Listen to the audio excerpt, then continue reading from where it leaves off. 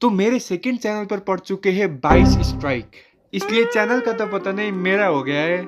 इसलिए अब से मैं सिर्फ कहानियां बताऊंगा, जिसके बारे में ऑब्वियसली मैंने वीडियो के टाइटल और थंबनेल में तो दिखाई दिया होगा।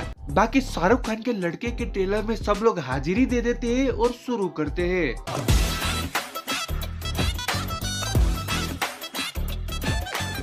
तो ये बात तब की है जब मैं हॉस्टल में था और मेरे दोस्तों का नाम तुम कैरी, जेठा और पुनीत पकड़ लो। तो ये कहानी है एक रात की, जिधर हम 4 लोंडे लपाड़े बस ऐसे ही नल्ले बैठे हुए थे और रात के 11 बजे हमने डिसाइड किया कि क्यों ना हम ब्लडी मैरी खेले। क्यों पता नहीं। और हमारा जो पुनीत दोस्त था वो था एकदम फट्टू, लेकिन अपनी ओरा और अकड़ मेंटेन करने के लिए बंदे ने बोल तो दिया था कि मुझे फर्क नहीं पड़ता, खेलना है खेलो। लेकिन बाकी हम सबको तो पता ही था कि इसकी फटके मुंह में तो आ चुके थे फेफड़े। तो हम 4 लोग रात के 11 बजे कैंडल लेने निकल गए और किसी को भी कोई आइडिया नहीं है कि रात के 11 बजे कौन सा दुकानदार कौन सा कैंडल बेचेगा। और रात के 11 बजे हम अंधेरी मोहल्ले में घूम रहे हैं और बहुत ढूंढने के बाद भी हमें कोई दुकान मिला नहीं।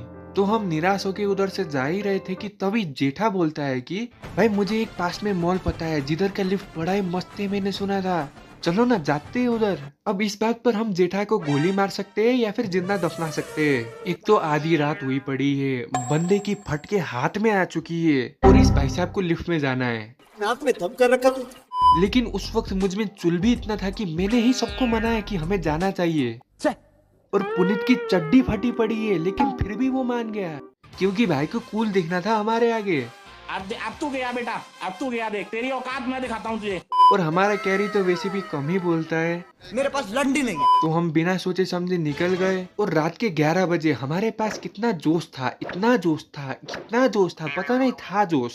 बिना नशे की नशेड़ियों वाली हरकत करते हुए हम मॉल तक पहुंचे और लिफ्ट तक तो उछल उछल के गए हैं हम, लेकिन कैसे भी हो हम लिफ्ट के अंदर चले गए। और जिधर हमारे केरी भाई को जाना था टॉप फ्लोर में, तो हम तो गधे ही थे इसलिए राजी भी हो गए कि चलो चलते हैं टॉप फ्लोर में। क्या पता टॉप फ्लोर से बिल्डिंग ही अलग दिखने लग जाए, क्या पता टॉप फ्लोर में जाकर मैं शाहरुख खान बन जाऊं।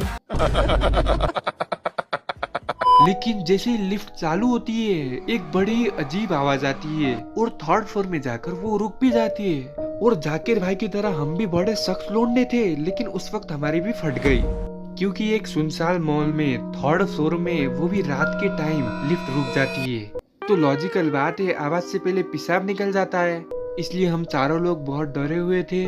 और जैसे ही लिफ्ट का दरवाजा खुलता है उधर होती है एक आंटी जिसके पास एक बैग था और उनके चेहरे पर कोई रिएक्शन ही नहीं था।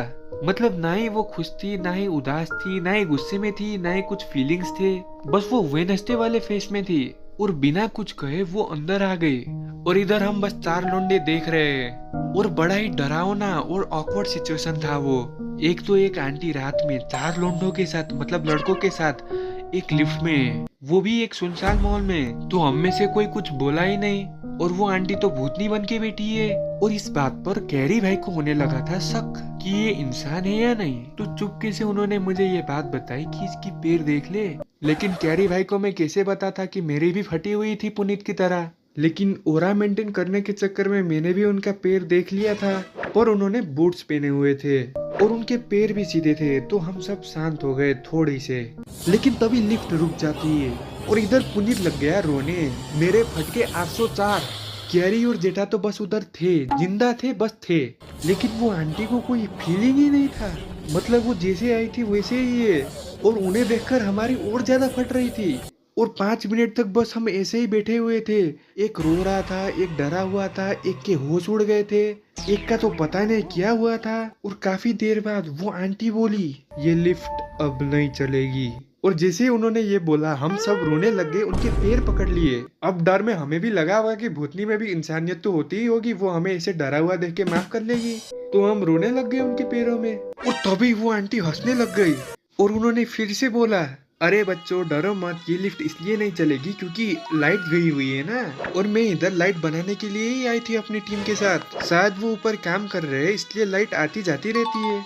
लेकिन डर के मारे हम सबको घंटा कुछ समझ में नहीं आ रहा था। और तभी लिफ्ट भी चालू हो जाता है और उसका दरवाजा जैसे ही खुलता है हम सब निकल पड़े, दौड़ पड़े, भाग पड़े और फटाफट से हमारे हॉस्टल रूम में जाकर सो गए।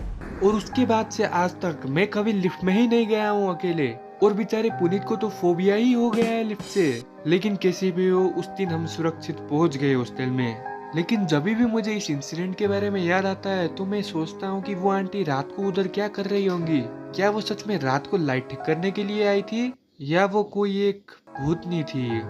खैर छोड़ो, ये सब तो मैं सोचता ही रहूंगा। लेकिन उससे भी ज्यादा इम्पोर्टेंट बात मैं तुम्हें बताना चाहता हूँ कि ये कहानी सच्ची नहीं थी। ये मेरी पर्सनल बनाई हुई कहानी है।